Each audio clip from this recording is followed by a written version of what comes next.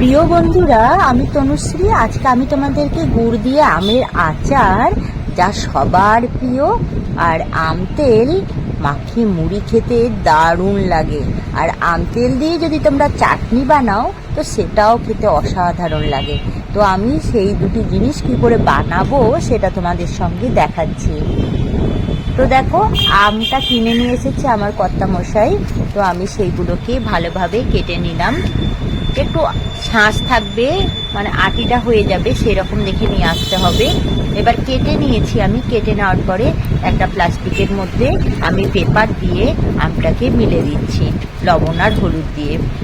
জানো তো, আমি তো দিনের বেলাতে খুব একটা বাড়িতে থাকি না, আমাকে দোকানে থাকতে হয়, তাই আমি রাত্রেবেলাতে কেটে নিয়েছি এটা। আর দিনের বেলাতে কাটলে পরে তোমাদের আর এইরকমভাবে ঢাকা দিয়ে রাখতে হবে না। আমি লবণ হলুদ দিয়ে পেপার দিয়ে ঢাকা দিয়ে রেখে দিলাম, তাহলে যে জলটা বের হবে সেই জলটা পেপারের মধ্যে চলে আসবে। নুন দিলে তো একটু জল বের হবেই। দেখো, আমি এটাকে বানাচ্ছি। সকালবেলাতে রোদ এসেছিল, সেই রোদে আমি আমগুলোকে শুকাতে দিয়েছিলাম।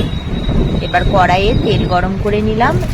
এবার দিচ্ছি তেজপাতা, আমার বাগানেরই তেজপাতা, আর কিছু শুকনো লঙ্কা দিয়ে দিলাম। এবার আমগুলোকে আমি সুন্দরভাবে একটু কষে নিচ্ছি। কষে নিলে আমের আচারটা দারুণ খেতে লাগে। প্রচণ্ড গরম, আর আমার যেখানে রান্নাঘর সেখানে দুপুরবেলাতে বেশ ভালোই রোদ আসে। আমি বন্ধ করিনি, কারণ এমনিতেই গরম, আর জানলা দিয়ে হাওয়া ঢুকলে বেশ ভালো লাগবে। তো আমি ভালোভাবে বেশ খানিকক্ষণ সময় নিয়ে এটাকে কষে নিচ্ছি। একটু তেল দিতে হয়েছে বেশি করে। তো দেখো, আমি বেশ খানিকক্ষণ ধরে এটাকে কষে নিলাম। আমার যেহেতু আমটা একটু বেশি হয়ে গেছিলো, তাই আমি দুটো কড়াই নিয়ে করছি, কারণ একটা কড়াই ঠিক মতন করে উল্টাতে পারছিলাম না। এবার আমি আবার অল্প একটু লবণ দিয়ে দিলাম। আমি থেকে থেকে লবণটা দিচ্ছি, কারণ একসঙ্গে লবণ দিলে বুঝতে পারা যাবে না পরিমাণটা ঠিকঠাক, তাই আমি অল্প অল্প করে দিচ্ছি। লবণ বেশি হয়ে গেলেও ভালো লাগবে না, আর কম হয়ে গেলেও ভালো লাগবে না। এবার দেখো, যে গুড়টা নিয়ে আসা হয়েছিল সেই গুড়টা আমি কষে নেওয়া আমের সঙ্গে দিয়ে দিচ্ছি। এবার গুড়টা ভালোভাবে ফুটে উঠবে আমের সঙ্গে, বেশ খানিকক্ষণ সময় লাগবে, কারণ এটা বালি গুড় ছিল, একটু জমা গুড়। সেটা দেখো কেমন সুন্দর নরম হয়ে একদম পাতলা জলের মতন হয়ে গেছে। এই জলটাকে কিন্তু, রসটাকে ঘন হতে সময় দিতে হবে। আর মাঝে মাঝে খুন্তি দিয়ে একটু নাড়িয়ে নিতে হবে, নাহলে গুড়টা কিন্তু কড়াইয়ে লেগে যাবে আর একটু পোড়া পোড়া গন্ধ উঠে যাবে। তো দেখো, আমি একটু পাঁচ ফোড়ন রেখে দিলাম পাশে, আর এদিকে সর্ষে, ধনে, জিরে, আর দিয়েছি জোয়ান, শুকনো লঙ্কা, মৌরি, সমস্ত কিছু আমি শুকনো কড়াইয়ে একটু নেড়ে নিয়েছি। আর যে পাঁচ ফোড়নটা আবার তেলের সঙ্গে দিয়ে ভেজে নিলাম, সেই তেলটাকে আমি এবার আচারটার উপরে দিয়ে দিচ্ছি। তোমরা চাইলে পাঁচ ফোড়নটা প্রথমেও দিয়ে দিতে পারো, তেজপাতা লঙ্কা যখন ভাজা হলো তখন। আমি একটু পরেই দিলাম। আমার একটু কোনো কিছু রান্না করে নেওয়ার পরে যদি জিরে ভেজে দেওয়া হয় বা পাঁচফোড়ন ভেজে দেওয়া হয় তো টেস্টটা বেশ সুন্দর লাগে, সেজন্য আমি একটু পরেই দিই।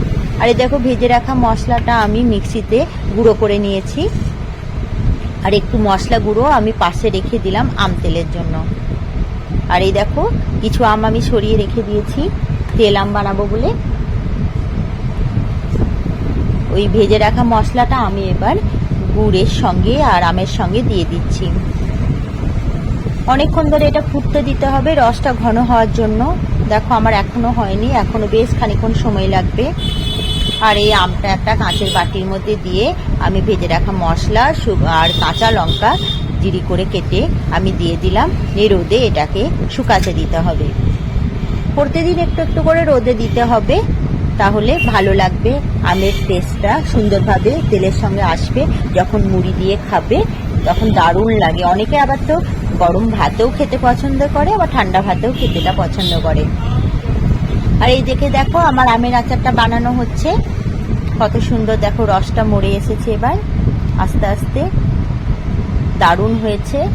তোমরা চাইলে ভাজা মশলাও আবার পরে দিতে পারো।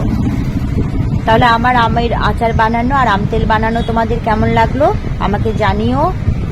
আমার ঘরে চলে এসো, খাওয়াবো।